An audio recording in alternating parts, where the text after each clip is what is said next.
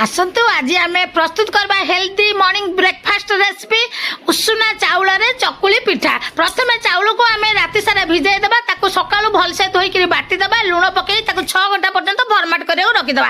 तापर गाजर पियाज कंचा लंका धनिया पत्र भुसुंगा पत्र जहाँ भी आपंकर परिवा पकड़ा कथा टिक टिक काटिदेवे पकई पुणी 2 घंटा पर्यंत रखिदेवे।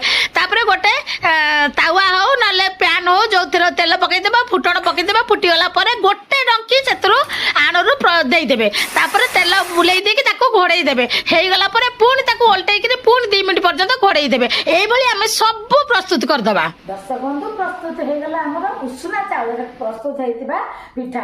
आपण मैंने या बुट चटनी बादाम चटनी जेकोसी चटनी सहित सर्व करेंगे कि टमाटो सॉस नहीं जाए आउ चटनी प्रस्तुत कर पारे। ये आपण मैंने प्रस्तुत करूँ खातु एंजॉय करूँ। रोची जय जगन्नाथ बाय।